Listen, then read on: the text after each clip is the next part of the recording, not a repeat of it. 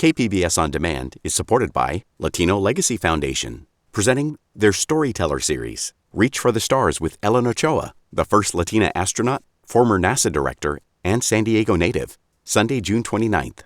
More at latinolegacyfoundation.org. Good morning, I'm Debbie Cruz. It's Thursday, August 29th. Updated COVID-19 vaccines are already in some local pharmacies. More on that next. But first, let's do the headlines.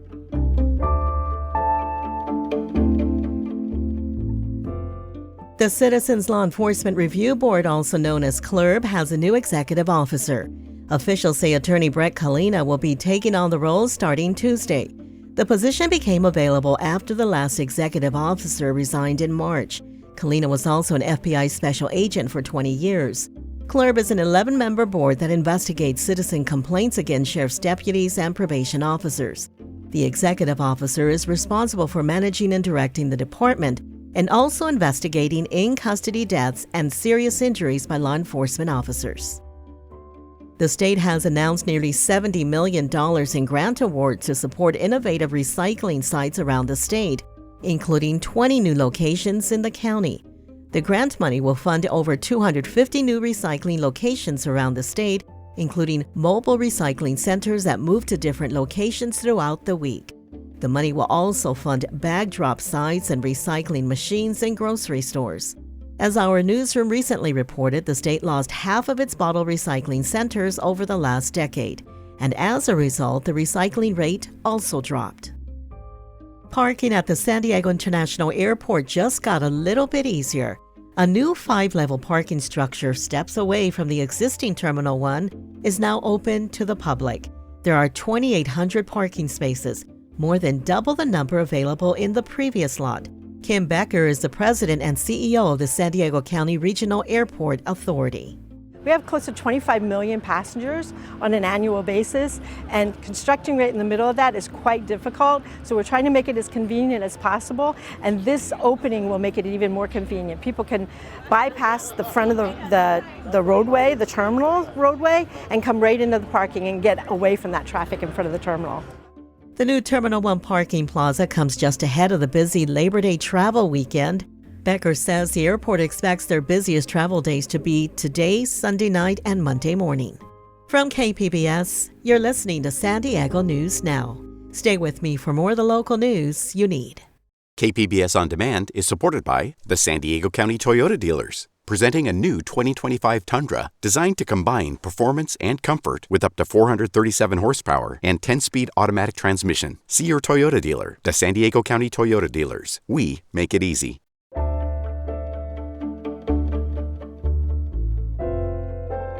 Updated COVID-19 vaccines targeting the FLiRT variants are already in some local pharmacies. Health reporter Heidi DeMarco says the new vaccines are for everyone 12 years and older.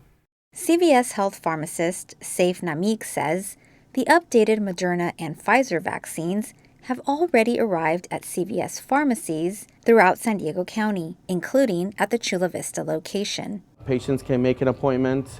They can make an appointment for up to 4 patients at a time. So if they want to bring their family members, their caregivers, or just friends, they can just make an appointment at the same time and they just come into to the store. Namik says access to the vaccines might become more difficult for people who are uninsured or underinsured. The Center for Disease Control program, offering free boosters to those groups, ends on August 31st. Most insurance companies do cover for the vaccine.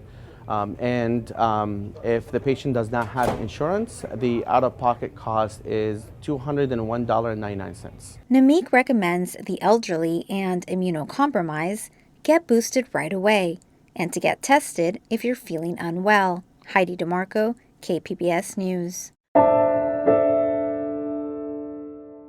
Fentanyl is a dangerous narcotic that kills more than 100,000 Americans each year. Donald Trump and many other politicians say this deadly drug is regularly smuggled into the U.S. by undocumented immigrants. But experts tell border reporter Gustavo Solis that those claims are largely false. If you're following the presidential election, you've probably heard something like this. No one has ever said a wall keeps out 100% of illegal aliens, but if it keeps out 98%, I'd say we're doing pretty good. And that means less fentanyl, less drugs, and less crime coming into our communities. That was J.D. Vance, the Republican nominee for vice president. And you'll hear similar rhetoric from politicians right here in San Diego. Two other things that are very important that are concerning about the border and how people are just able to walk across the border and get here. Drugs and fentanyl, and also human trafficking. That was Republican San Diego County Supervisor Jim Desmond. For years, politicians, mainly Republicans, have drawn a clear line between the country's fentanyl epidemic and illegal immigration. They say border walls and other harsh immigration measures will prevent fentanyl from entering the country. But what they aren't saying is that the vast majority of fentanyl is smuggled into the country by U.S. citizens. KPBS spoke with local prosecutors, experts, and Border Patrol officials to get a better understanding of how fentanyl gets here and who brings it in. 80% of people convicted in 2023 of drug trafficking offenses were U.S. citizens. And so they're people who have the ability to cross, obviously, but also are going to be able to slip under the radar. That's the goal. That's Tara McGrath. She's the U.S. Attorney for the Southern District of California. And the narrative that it's the illegal immigration or asylum seekers or people who are coming to the United States because they're fleeing violence and they happen to also have a baggie of fentanyl in their backpack as they're trekking through the desert. That narrative is a dangerous misconception because that's not who we're seeing. Federal records show that more than 90% of all fentanyl, cocaine, heroin, and meth is seized at legal ports of entry or at border checkpoints on major roads already inside the U.S.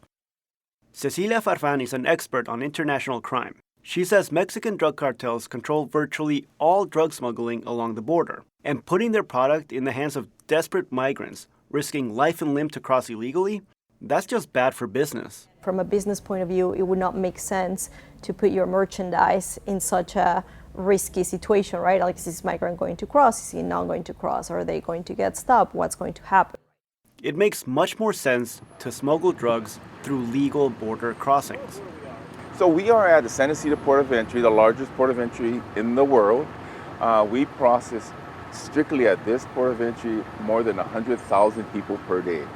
Sydney Aki is Director of Field Operations for the San Diego Field Office of Customs and Border Protection. The San Ysidro Port of Entry is open 24 hours a day, 7 days a week. It has 24 vehicle lanes that are often backed up for hours.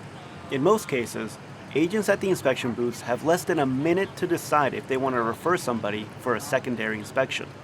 Aki says that the sheer volume of cars and people make finding drugs incredibly difficult. Yeah, it could be anywhere in their spare tires, the roofs, the floorboards, the dashboard, the engine compartments, spare tires, a whole host of different areas.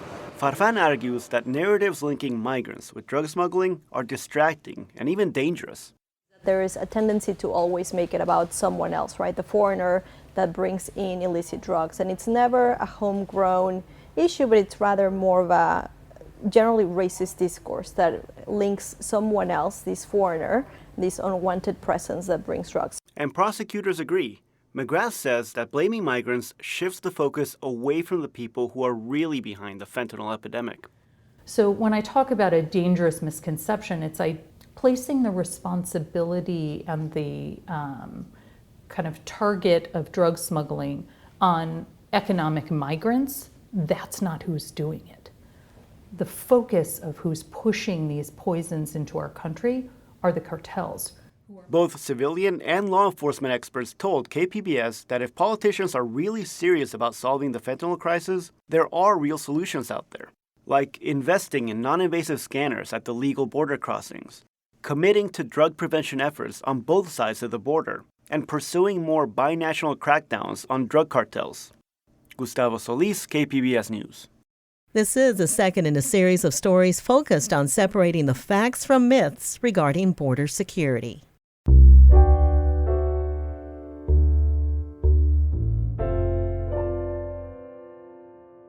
Another North County city is discussing whether to adopt a ban on homeless encampments. North County reporter Alexander Nguyen has more on Tuesday's Carlsbad City Council meeting. Carlsbad right now doesn't have an encampment ban, and that, residents say, is bringing more people experiencing homelessness into their city. Following the Grants Pass ruling by the U.S. Supreme Court, more cities in San Diego are implementing encampment bans, including Escondido and Vista.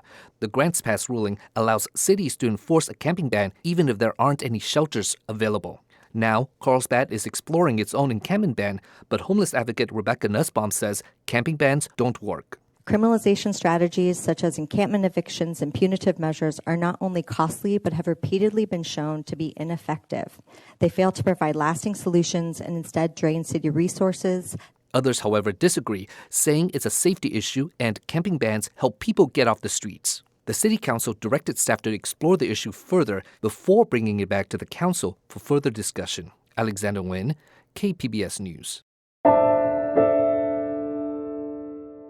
A former Chula Vista Council member was sentenced yesterday on charges of grand theft. South Bay reporter Corey Suzuki has details.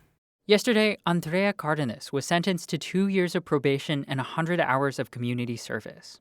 That's after the former city council member pleaded guilty earlier this year to stealing more than $200,000 from state and federal taxpayers, along with her brother, political consultant Jesus Cardenas.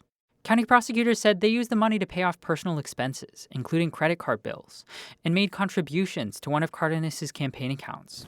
I think the court saw this case just like we did. Pedro Bernal is Cardenas' attorney. In a press conference after the hearing, he emphasized that Cardenas was a young politician who overcame many challenges. The punishment that she has already served, having to resign her position, losing her job, is punishment enough. Deputy District Attorney Chandel Boyce argued that Cardenas' actions as an elected official would increase mistrust in local government. It has a trickle-down effect because the public is watching. There's a lot of news stories about these cases, and it causes the people in our community to lose faith in local government. So it's an additional harm. Cardenas will serve just 1 day in custody with the San Diego County Sheriff. She will have to pay back all of the money she fraudulently obtained from state and federal agencies. Corey Suzuki, KPBS News.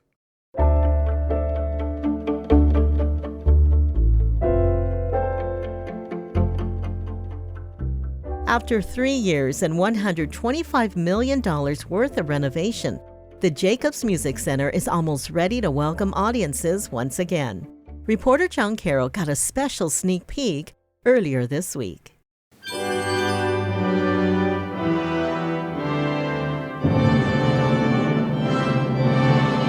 The sound of the San Diego Symphony, rehearsing Tuesday night in their newly renovated home. Oh my God, we are super excited because already what we hear, it's a completely different instrument. That's the San Diego Symphony's music director, Maestro Rafael Payare, and the instrument he's talking about is the newly renovated Jacobs Music Center. After 3 years of work, the changes are astonishing. New lighting, new seats, and new sound technology, including floating acoustic panels above the stage. It all makes for an experience of sight and sound that Symphony CEO Martha Gilmer says is on par with the world's finest symphony halls. Knowing all of the details that I do, to really see them come to life is an experience in life that I never expected to be able to have.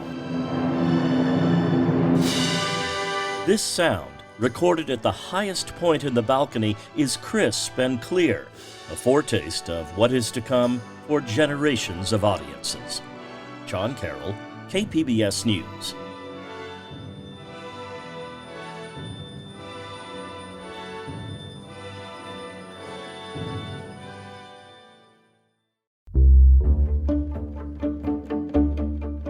That's it for the podcast today. As always, you can find more San Diego news online at kpbs.org. Join us again tomorrow for the day's top stories. I'm Tepi Cruz. Thanks for listening and have a great Thursday.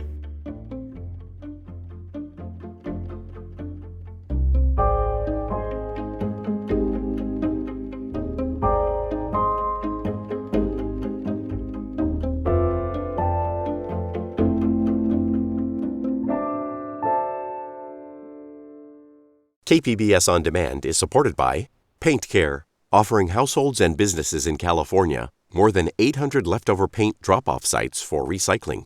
Quantities of 100-plus gallons of paint may qualify for a large volume pickup. Learn more at paintcare.org.